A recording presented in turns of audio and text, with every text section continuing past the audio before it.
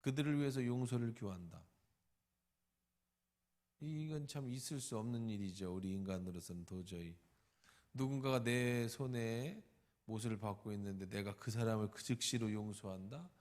그거는 뭐 누가 이 세상에 어떤 사람이 있어도 할 수 없는 일입니다. 그건 뭘 상징할까요? 예수님의 십자가에서의 용서는 모든 사람을 상대로 한 용서라는 거예요. 심지어는 누구까지도 나를 지금 못 받고 있는 이 병정들까지도 예수님은 뭐 하신다? 용서해 주시는 십자가의 사랑이라는 거죠. 그렇다면 용서받지 못할 죄가 없다는 거예요. 예수님을 못 박는 병정들까지도 예수님이 용서해 주신다고 한다면 그 십자가의 은혜 속에 용서받지 못할 죄가 없다는 거예요. 나 같은 죄인도 용서해 줄까요? 나같이 죄 많고 허물 많아서 감히 하나님 앞에 내가 용서해 달라고조차 할 수 없는 그런 나 같은 죄인도요. 네, 어떤 죄든 살인을 저질렀든 어떤 정말 참혹한 죄를 지었든 예수님 앞에 나오면 용서받는다는 거예요. 물론 죄값은 치러야죠. 예수님이 용서해 줬다고 내 죄값이 치러지지 않는 건 아닙니다. 이 땅에서 치를 값은 치르죠. 여기서의 용서는 우리의 영적 용서입니다. 육체적인 죄는 치러야 되고 영적으로 영원한 하나님 나라에서의 우리의 죄 용서와 죄 씻음을 얘기하는 거겠지만, 백성들이 서서 구경을 합니다. 근데 그들은요 밑에서 조롱합니다.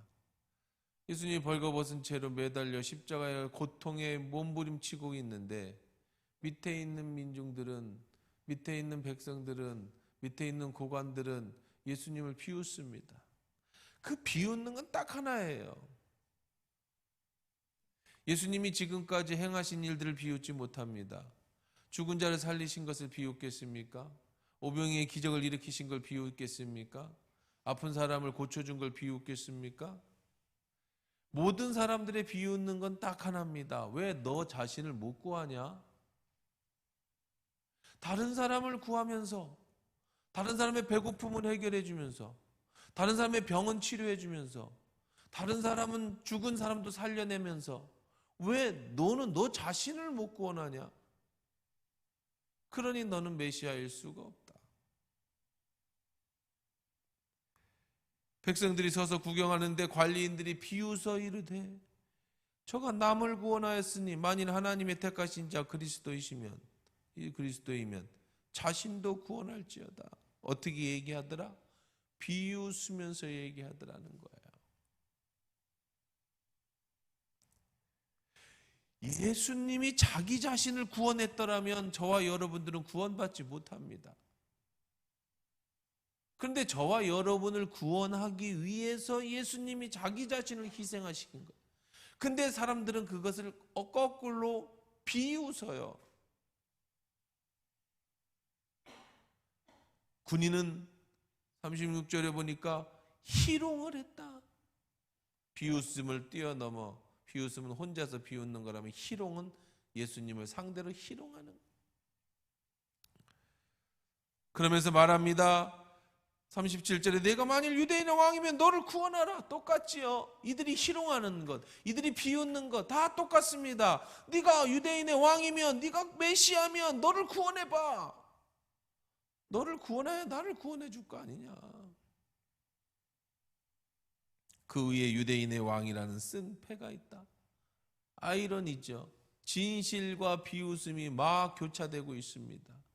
예수님은 유대인의 왕, 그가 왕은 맞아요. 유대인의 왕은 아니겠죠. 온 인류의 왕이겠지만 그들이 자기들이 그렇게 써놓고 그게 진리인데 그걸 또 비웃고 무엇인가 많이 혼란스러운 상황에 있는 겁니다.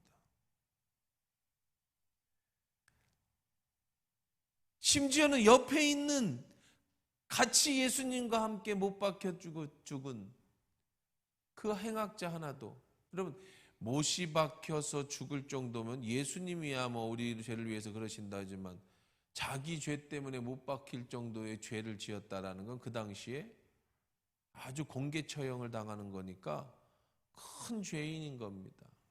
살인을 저질렀든지 뭐 밀란을 일으켰든지 어쨌든 보통 사람은 십자가에 매달지 않습니다. 이건 금치거라고 했잖아요. 십자가라는 단어조차도 꺼내기 싫은, 그런데 그 무서운 형벌을 받고 있는 그 한편 강도도 비방하여 이르되 내가 그리스도냐 아니냐 우리를 구원하라. 예수님을 향해 비방합니다. 자기가 죄를 저질러서 자기가 죽는데, 그러면서 옆에 있는 예수님을 향해 비방하면서, 이 비참한 인생이에요. 여러분, 이렇게 살면 안 됩니다. 이것이 가장 비참한 인생입니다. 마지막 죽을 때 원망하고 죽는 거 참 불쌍하죠. 우리 잘 죽어야 합니다. 웰다잉. 죽을 때마저도 남을 원망하면서 죽었다면 그 인생은 참 원망의 인생만 살다가 가는 거예요. 심지어는 예수님까지 원망하죠. 예수님이 무슨 죄를 못해서 했어. 근데 자기가 자기 죄 때문에 죽으면서 예수를 비방해요. 뭐라는 거예요? 너를 구원해라. 그럼 나도 좀 구원해줘라.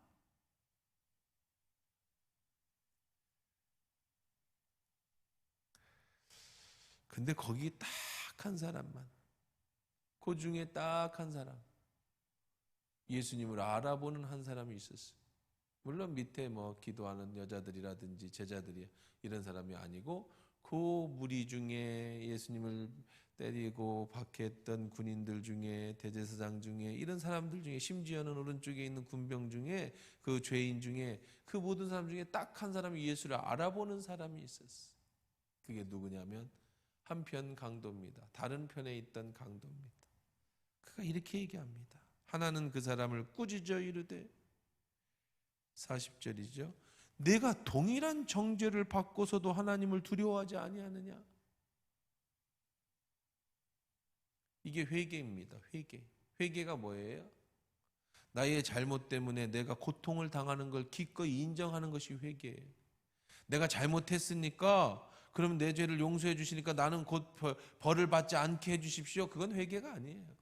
다윗도 우리아의 밧세바를 간음하고 우리아를 죽인 이 죄의 값을 어마어마하게 받았습니다. 그런데도 끝까지 하나님 앞에 기도했던 건 뭐예요? 내 죄를 용서해 달라는 기도였죠. 내가 이렇게 우리아의 아내를 범하고 우리아를 죽였는데 그냥 나를 용서해줘서 죄값도 안 치르게 해주세요. 아닙니다. 그 집안에는 죽을 때까지 자녀들의 칼바람이 일어났고, 자기 후처들이 그 대낮에 자기 아들한테 강간을 당하고요. 그 다음에 자기들 아들끼리 살인이 일어나고요. 또 백성들은 그 왕을 잘못 둔 죄로 그 전염병에 얼마나 많이 죽었는지 몰라요. 이 모든 다윗의 죄값은 치러야 하는 거예요. 여러분, 오해하시면 안 됩니다. 죄 저질러 놓고 회개하면 용서해 주니까 죄값을 안 치른다? 무슨 소리입니까? 감옥에 가든지 피해를 보상해 주든지 그에 따른 하나님의 죄의 값은 반드시 치르셔야 됩니다. 그래서 우리는 죄를 무서워해야 되는 거예요.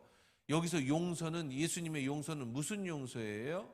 이 땅에서가 아니라 영원한 하나님 나라에 들어갈 수 있는 자격을 얻는 용서예요.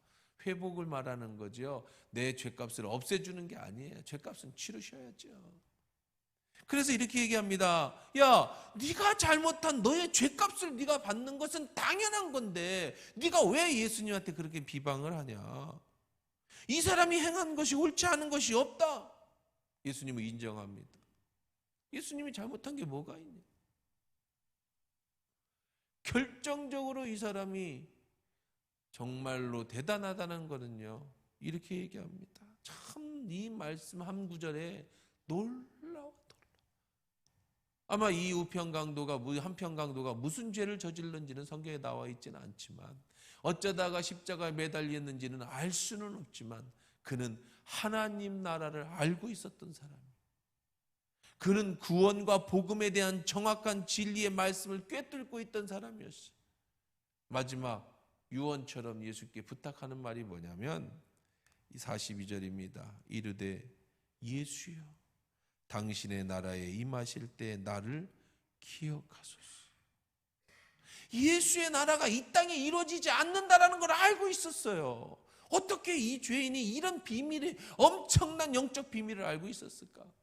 하나님의 나라는 이 땅에서 이루어지는 것이 아니라 영원한 하나님 나라가 있다라는 사실, 그 일을 위해서 예수가 십자가에 죽는다는 사실을 도대체 이 강도는 어떻게 알았느냐는 거예요. 그러면서 부탁하죠. 당신의 나라가 임하실 때 나를 기억해 주십시오.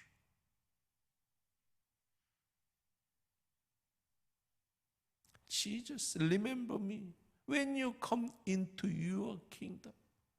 예수여, 저를 기억해 주십시오. 당신의 나라가 임할 때. 우리는 지금 잃어버리고 있는 게 뭐냐면 복음이에요. 복음. 교회들마다 복음을 잃었어요. 복음을 잃어버리면 기독교는 힘을 잃어버리는 겁니다. 여러분, 복음이 뭐예요? 우리가 80년대, 90년대, 70년대, 80년대, 90년대 대부운동이 일어났습니다. 우리나라에 교회가 막 드러났습니다.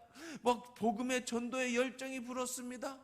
전 인구의 4분의 1이 기독교인이라고 할 정도로 1000만 그리스도를 얘기할 때가 있었습니다. 그때 그들이 외쳤던 말이 뭔지 아세요?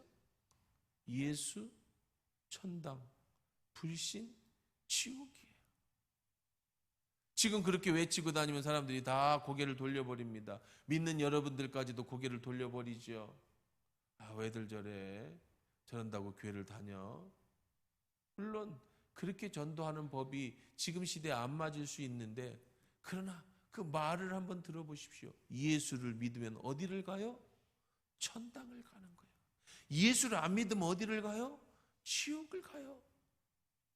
사실 복음이 뭐예요? 이 땅에서 여러분 잘 먹고 잘 사는 게 복음입니까? 이 땅에서 부자 되는 게 복음입니까?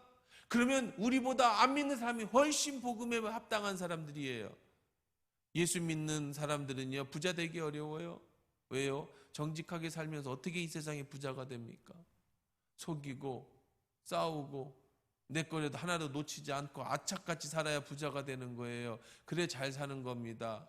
세상은 그런 사람들이 승리해요. 그냥 다 참아주고 용서하고 이해하고 쉽지 않지요.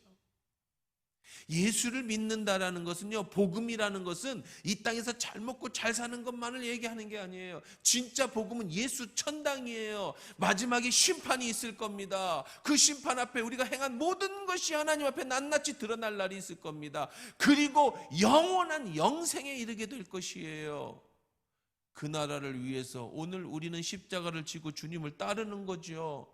이 땅에서 얻으려고 하면 안 됩니다. 이 땅에서 여러분의 모든 것을 가지려고 하면 안 됩니다. 이 땅에서는 오히려 버려야 되는 세상이에요. 이 땅의 건 포기해야 되는 세상입니다. 오늘 지난주에 설교를 했듯이 십자가는 포기입니다. 내 십자가를 주를 따른다는 건 내 것을 많이 포기한다는 거예요. 세상 사람들은 이해할 수 없는 일입니다. 그런데 이 포기한 모든 것은 어디서 상급으로 받느냐? 우리는 영원한 하나님 나라에서 상급을 받을 거예요. 그래서 그게 복음인 거예요. 그러니까 그 상급을 위해서 오늘도 우리가 포기할 수 있고, 그래서 오늘도 우리가 용서할 수 있고, 그래서 우리는 그리스도인의 오늘 삶을 살 수 있는 건데, 한국교회가 이제 등 따숩고 배불러지면서 여기가 천국인데 무슨 천국을 찾냐, 이 땅에서 잘 먹고 잘 살자, 이런 바람이 불면서 복음을 잃어버렸어요. 십자가를 잃어버렸어요. 십자가를 잃어버리니까 부활을 잃어버리는 거예요. 십자가가 없는 부활은 없습니다. 고난주간이 없는 부활주일은 없는 거예요. 여러분이 힘들고 어려워도 부활의 그날의 소망을 가지고 우리가 살아가는 것처럼 말입니다. 어떻게 알았어요? 이 한편 강도는 말씀을 들었겠죠. 말씀을 안 듣고 어떻게 합니까? 믿음은 어디서 나는 거예요? 들음에서 나는 건데. 사랑하는 성도 여러분요, 듣는다고 믿어지는 건 아닙니다. 믿어짐에도 은혜가 필요하죠. 그러나 분명한 건 여러분이 천국이 있다는 사실과 천국에 들어가기 전에 반드시 심판이 있다는 사실, 하나님 나라가 임한다는 사실, 이 사실을 여러분 믿어야 한다는 사실인 줄 믿습니다. 여러분이 그것이 예수를 믿는 겁니다. 자신의 죄 때문에 십자가에 당하는 그 엄청난 고통을 당하는 이 한편 강도가 한 가지 대단한 것은 아무도 대제사장들도 어떤 사람들도 다 알 수 없었던, 깨닫지 못했던 하나님 나라의 비밀을 알고 있었다. 예수님이 이렇게 대답합니다. 예수께서 이르시되 내가 진실로 내게 이르노니 오늘 내가 나와 함께 낙원에 있으리라. 여러분 보십시오. 이 사람은 이렇게 고백했습니다. 당신의 나라가 임할 때입니다. When you come into your kingdom. 당신의 나라가 언제 임할지 알 수 없습니다. 하지만 그 나라가 임한다면, 그때가 되면 저를 잊지 말고 기억해 주십시오. 예수님은 이렇게 대답합니다. 오늘이다. 지금 네가 눈을 감는 이 순간이 내 나라가 임하는 날이다. 왜 그렇죠? 죽음은 잠자는 것이고 눈을 뜨는 그 순간이 예수님의 재림하는 그 시간이라는 게. 그래서 우리는 영생하는 겁니다. 그래서 우리는 죽음이라는 게 없는 겁니다. 여러분이 죽는다고 하는 그 말의 뜻, 그 죽는 순간이 바로 잠드는 순간이고 잠듦과 동시에 바로 눈을 뜨게 될 겁니다. 그건 찰나입니다. 그 다음에 뭐가 이루어지는 거예요? 영생이 이루어지는 거예요. 여기가 낙원이라고 했냐, 아니면 하나님의 나라라고 했느냐, 천국이라고 했느냐, 그런 큰 의미가 없어요.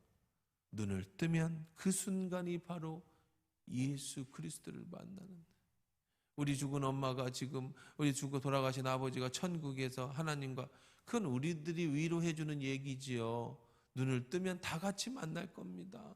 그 순간이 먼저 죽나 나중에 늙나 살아있으나 살아있는 자가 먼저 앞서지 못한다고 했죠. 예수님이 오시는 날 다 같이 눈을 뜨게 될 거예요.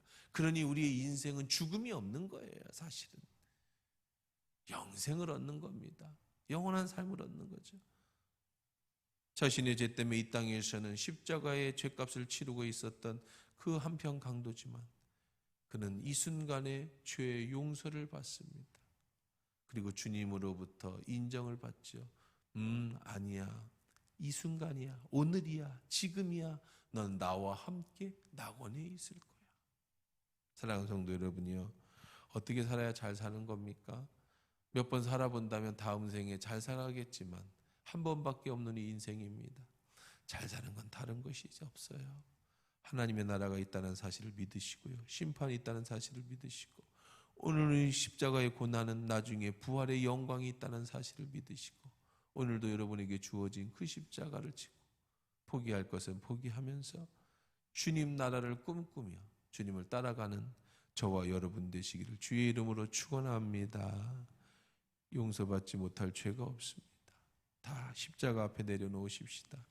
정결한 마음으로 이 한편 강도처럼 주여 당신의 나라가 임하실 때 나를 기억하시옵소서. 기도할 수 있는 저와 여러분 되시기를 주의 이름으로 축원합니다.